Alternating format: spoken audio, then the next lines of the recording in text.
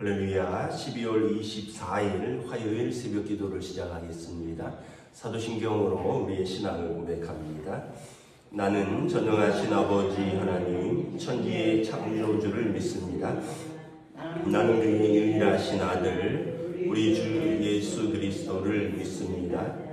그는 성령으로 잉태되어 동정녀 마리아에게서 나시고 본디오 빌라도에게 고난을 받아 십자가에 못 박혀 죽으시고 장사된 지 사흘 만에 죽은 자 가운데서 다시 살아나셨으며 하늘에 오르시어 전능하신 아버지 하나님 우편에 앉아 계시다가 거기로부터 살아있는 자와 죽은 자를 심판하러 오십니다.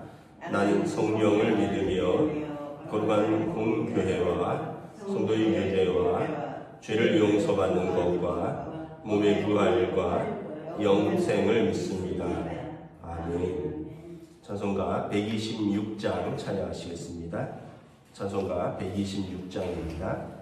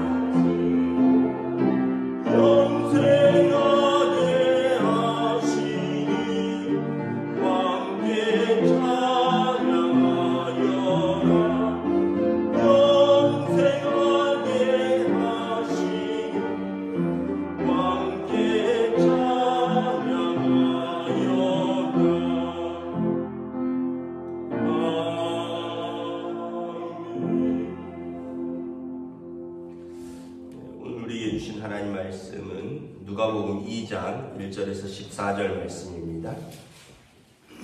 누가복음 2장 1절에서 14절까지 말씀입니다. 누가복음 2장 1절에서 14절입니다. 89페이지입니다. 저와 여러분들이 한 절씩 교도하겠습니다. 그때 가이사 아구스도가 영을 내려 천하로 다 호적하라 하였으니 이 호적은 구레뇨가 수리와 총독이 되었을 때 처음 한 것이라. 모든 사람들이 호적하러 각각 고향으로 돌아가며 요셉도 다윗의 집 족속이므로 갈릴리 나사렛 동네에서 다윗의 동네로 그 약혼한 마리아와 함께 호적하러 올라가니 마리아가 이미 잉태하였더라. 거기 있을 그때 내산할 날이 차서 첫 아들을 낳아 강보로 싸서 구유에 누였으니 이는 여관에 있을 곳이 없음이러라. 그 지역의 목자들이 밤에 밖에서 자기 양떼를 지키더니 주의 사자가 곁에 서고 주의 영광이 그들을 두루 비추매 크게 무서워하는지라. 천사가 이르되 무서워하지 말라. 보라, 내가 온 백성이 미칠 큰 기쁨의 좋은 소식을 너희에게 전하노라. 오늘 다윗의 동네에 너희를 위하여 구주가 나셨으니 곧 그리스도 주시라. 너희 가서 강보에 쌓여 구유에 누여있는 아기를 보리니 이것이 너희에게 표적이니라 하더니 호련히 수많은 천군이 그 천사와 함께 하나님을 찬송하여 이르되 지극히 높은 곳에서는 하나님께 영광이요 땅에서는 하나님이 기뻐하신 사람들 중에 평화로다 하니라. 아멘. 할렐루야. 오늘 또 성탄 2부입니다. 우리 주님 오심을 기다리고 기뻐하는 우리 모든 성도들에게 하나님의 은혜와 평강이 함께해 주시기를 축복합니다. 참고로 내일 성탄절은 11시에 오전 11시에 예배가 있기 때문에 내일 성탄절 새벽 기도는 없습니다. 개인 기도로 하시면 되겠습니다. 오늘 말씀에 보면 예수님 탄생할 때의 상황을 말합니다. 1절에 보면 가이사 아구스도가 영을 내려 천하로 다 호적하라. 이때가 그 로마의 식민지였는데 로마 황제는 가이사 아구스도, 우리가 알고 있는 아우구스투스라는 로마의 황제인데 그 일명 시저의 양아들입니다. 시저의 양아들. 시저가 이제 황제가 될 뻔했는데 이제 암살당하죠. 그 공화정의 원로들에게 암살당하고, 그리고 이제 그의 양아들인 이제 아우구스투스가 이제 황제가 되는데 아우구스투스의 때라는 거죠. 가이사 아우구스투스가 어떤 명을 내렸느냐? 천하로 다 호적하라. 이때는 호적을 하는 이유는 두 가지입니다. 하나는 징집과 그 다음에 세금 때문입니다. 정확한 인구를 알아야지 세금을 매기고 또 어떤 남자들이 이제 몇 명 있는가, 몇 살 이상이 되는가 이걸 알아야지 이제 병역을 징집할 수 있기 때문에 그렇습니다.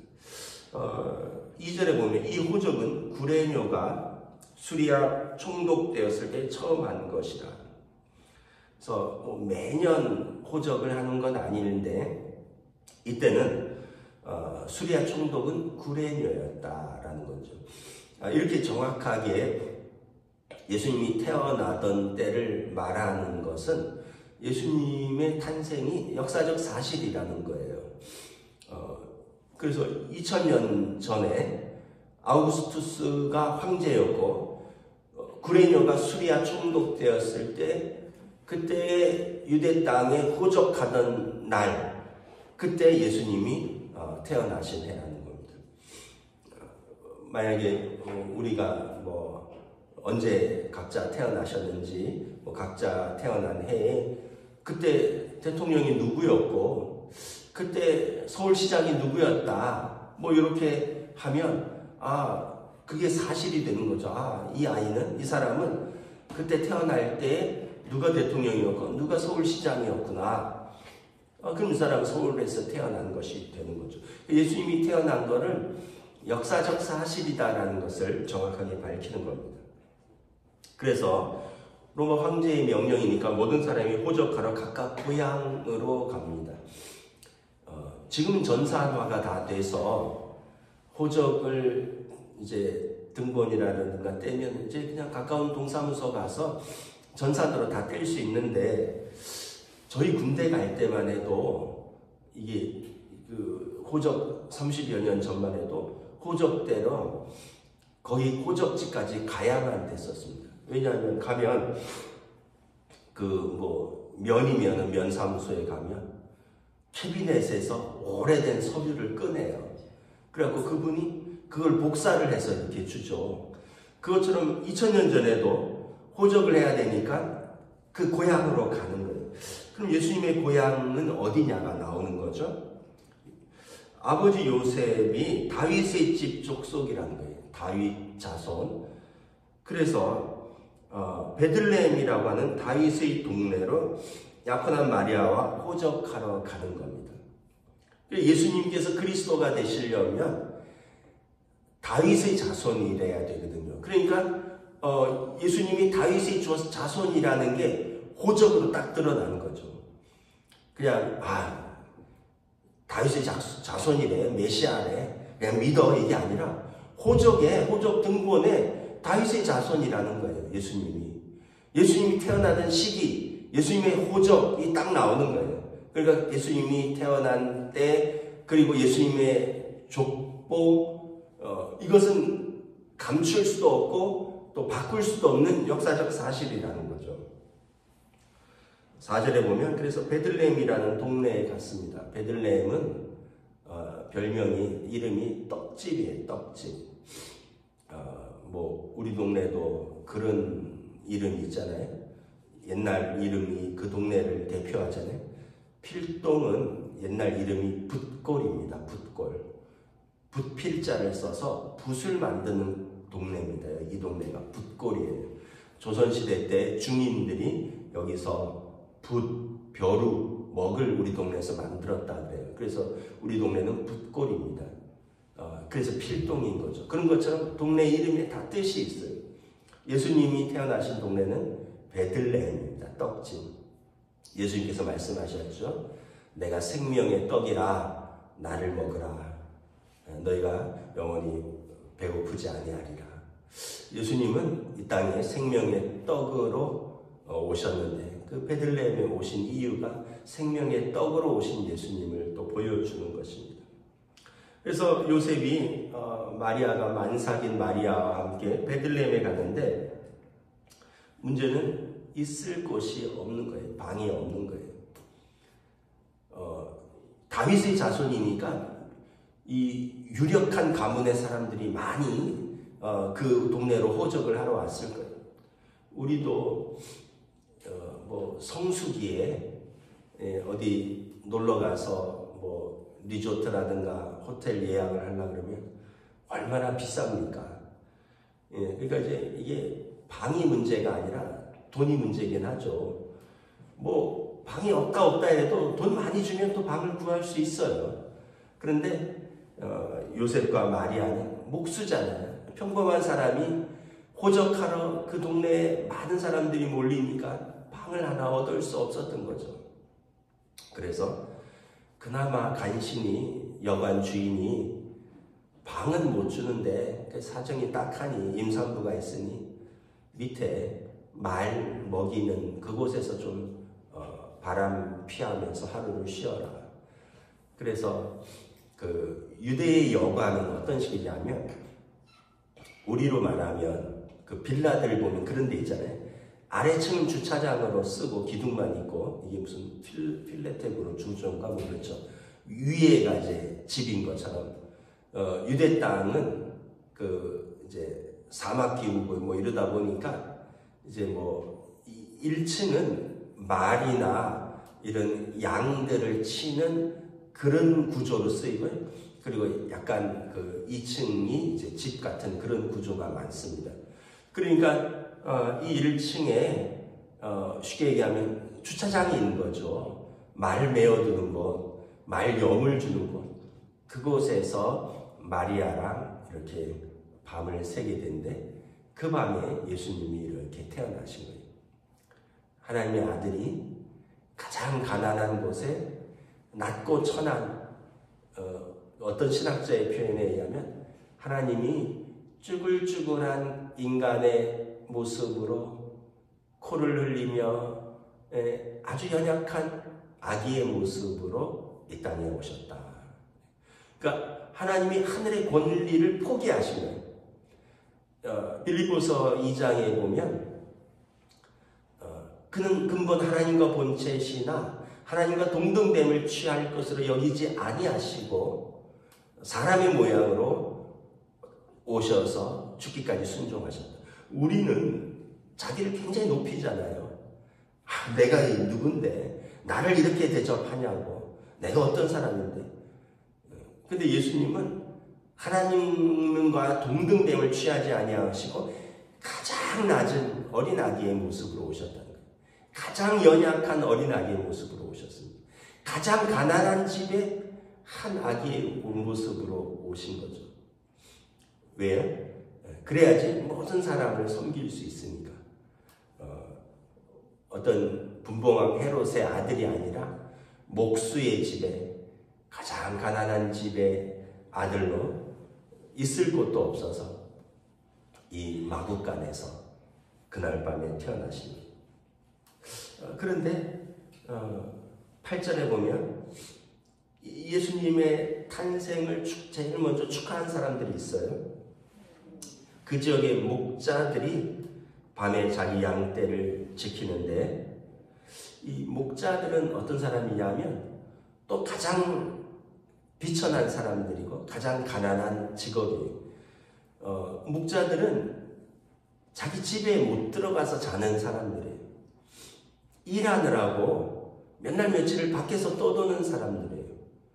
우리도 비천하다는 그런 표현이 아니다. 우리도 이렇게 운전을 하고 멀리서 물건을 떼오고 이런 분들은 집에 잘 못 들어가잖아요. 일주일에 두세 번, 서너 번 집에 들어가잖아요.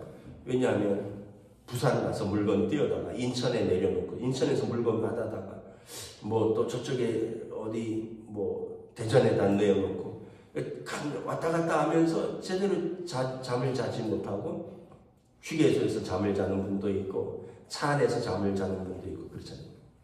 그 당시 목자들도 그런 분들이에요. 자기 양떼를 지키는 분들도 있지만 대부분은 남의 양떼를 치는 사람들인데, 양떼를 몰고 한번 나가면 이 몇 날 며칠을 양떼를 몰고 푸른 초장, 맑은 시냇물을 찾아서 양을 치다가 그리고 이렇게 돌아오는. 그리고 이 목자들은 어디서 자요? 들판에서 자는 거예요. 또는 양의 우리 근처에서 자는 거죠. 목자들에게도 들려오는 오래된 소문이 있었어요. 우리 조상 야곱이 이렇게 들판에서 잠을 자는데 하나님이 그에게 찾아오셨다더라. 우리 목자 야곱이 이 들판에서 자는데, 돌을 베고 자는데 하늘이 열리더니 사다리가 내려오고 천사들이 오르락 내리라 하면서 하나님을 만났다더라. 우리 조상 다윗이 목자였는데, 우리처럼 목자였는데 양을 치는데 하나님께서 그와 함께 하셔서 그가 푸른 초장과 맑은 시냇물가로 다니며 나를 인도하시고 주의 지팡이와 막대기로 나를 지키시나이다. 이 목자들도, 이스라엘의 목자들은 이런 다윗의 이야기, 야곱의 이야기를 하면서 자기들도 이렇게 집에도 못 들어가고 고된 일상 속에서, 그렇지만 그래도 우리 하나님도 우리 위대한 조상들도 우리와 같은 목자였더라, 이런 얘기를 하는데 하늘에서 큰 빛이 비추는 거예요. 자기들이 평소에 얘기했던 것처럼 하늘에 큰 빛이 갑자기 자기들에게 내려오는 거예요. 두려워서 떠는데 소리가 들리는데 이렇게 이야기를 합니다. 무서워하지 말라. 보라, 온 백성이 미칠 큰 기쁨의 좋은 소식을 너희에게 전하노라. 오늘 동네에 너희를 위하여 구주가 나셨으니 곧 그리스도 주시니라. 너희가 가서 강고에 쌓인 구유에 누워 있는 아기를 보리니 이것이 너희에게 표적이라 하니라. 자기들의 평소에 이야기하던 그 꿈이 이루어진대. 하늘에서 소리가 나는데 무서워하는 그들에게 무서워하지 말라. 너희를 위하여 구주가 나셨느니라. 그리고 다윗의 동네 너희를 위하여 구주가 나셨으니 너희가 강보에 쌓여 구유에 누워 있는, 강보는 그 저고리 같은 거죠. 이 포대기 같은 거예요. 포대기에 쌓여서 말구유에 놓여 있는 아기를 너희가 보리라. 그래서 구세주를, 그리스도를 제일 먼저 본 사람들은 이 목자들이에요. 집에도 제대로 못 들어가고 고단하게 씻지도 못하고 제대로 자지도 못하고 냄새나는 양들과 생활하던 가난한 노동자들, 그 사람들에게 그들의 꿈과 같이 그리스도가 오심을 제일 먼저 알려준 거예요. 그리고 그 목자들이 제일 먼저 기쁜 소식을 보는 거예요. 여러분, 우리가 참 위로를 받아요. 가끔 사람들은 이렇게 이야기를 해요. 저 사람 공부를 많이 했어. 우리랑 달라. 저 사람 돈이 많아. 우리랑 달라. 저 사람 되게 높은 사람이야. 뭐 청와대에서 근무한대요. 아유, 우리랑 달라. 다 꽝이에요, 꽝. 세상적으로는 높은지 몰라도 우리가 하나님 나라를 바라며 그 하나님 나라를 바라는 우리에게 예수님을 제일 먼저 알려주시는 거예요. 여러분, 이때 제일 행복한 사람들이 누구였을까? 그리스도를 본 목자들이 아기 예수님을 제일 먼저 보고 경배한 목자들인 것이죠. 저 여러분들이 내일 이 성탄에 우리의 모든 기쁨과 우리의 모든 감사로 예수님 오심을 축하하고 기뻐하고 예배할 수 있기를 원합니다. 그냥 아이고 때가 됐으니까 그냥 드리는 거 아니요 이러지 마시고, 여러분 주님 보실 날 가까웠잖아요. 그러니까 우리가 남아있는 날 동안에 더욱더 주님 사모하고 사랑하고 기뻐하고 주님을 기다리는 거죠. 그래서 진짜 주님을 배울 때 우리가 매년 주님을 이렇게 기뻐했습니다. 매년 우리가 주님을 이렇게 기다렸습니다. 이렇게 소망했습니다. 이렇게 예배했습니다. 목자들이 구유에 놓여있는 아기에게 나아가서 예배드리는데, 축하하는데 호련히 수많은 천군 천사가 하늘에서 하나님께 찬송합니다. 지극히 높은 곳에서는 하나님께 영광이요 땅에서는 하나님의 기뻐하시는 사람들 중에 평화로다. 하나님의 아들이 하늘 보좌를 버리시고 온전히 순종하심으로 이 땅에 자기 백성을 구원하러 오셨으니 하나님께는 영광이고, 그리고 땅에는 그 구원하심을 기뻐하시는 사람들 중에 평화가 되는 것입니다. 성탄은 하나님께는 영광의 날이요 우리에는 기쁨과 평화의 날이 되는 것입니다. 여러분, 이 성탄 복된 성탄 되시고, 그리고 우리 목자들처럼 우리가 만약에 여관주인이 예수님이 그리스도인 줄 알았으면, 여관주인도 유대인인데 예수님이 메시아이신 줄 알았으면 방을 안 내줬을까요? 자기 안방이라도 내줬겠죠. 우리 마음의 방을 다른 걸로, 뭐 욕심과 세상 영광과 뭐 안목의 육신의 정욕과 안목의 정욕과 이런 걸로 내 마음의 방을 채워서 예수님을 모실 곳이 없는 것이 아니라 우리도 마음의 방을 비워서 우리 예수님을 모시는 기쁘고 복된 성탄, 하늘에는 영광 땅에는 기뻐하심을 입은 사람들 중에 평화가 되는 복된 성탄 되시기를 우리 주님의 이름으로 축복합니다. 기도하겠습니다. 하나님의 은혜를 감사합니다. 아기 예수님이 오신 때에 땅에는 로마 식민지 때였고, 그때는 호적해서 세금을, 무거운 세금을 내야 되고, 또 남자들은 군대에 징집되어가는 그 어두운 시절에 식민지 그 땅에 어둠 가운데 빛으로 하나님의 아들이 가장 낮은 곳에 어린 아기의 모습으로 말구유에 겸손하게 오셨습니다. 비록 땅에서는 자기 백성이 영접지 아니하여 있을 곳이 없어 말구유에 오셨지만, 하늘에는 영광이요 땅에는 그 구원의 기뻐하심을 입은 사람들 중에 평화를 선포하러 이 땅에 오셨습니다. 우리 예수님의 이 오심을 기뻐하고 감사하고 찬송하고 영광 돌리며 예배하는 성탄의 기쁨이 가득한, 분쟁과 어둠이 가득한 이 땅에 빛으로 오신 예수님, 생명의 떡으로 오신 예수님으로 인하여 모든 이들이 기뻐하는 복된 성탄으로 인도하여 주시옵소서. 감사를 드리오며 우리 주 예수 그리스도 이름으로 기도드리옵나이다. 아멘. 하늘에 계신 우리 아버지, 아버지의 이름을 거룩하게 하시며 아버지의 나라가 오게 하시며 아버지의 뜻이 하늘에서와 같이 땅에서도 이루어지게 하소서.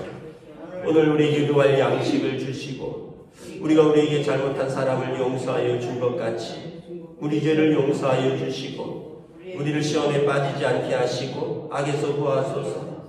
나라와 권능과 영광이 영원히 아버지의 것입니다. 아멘.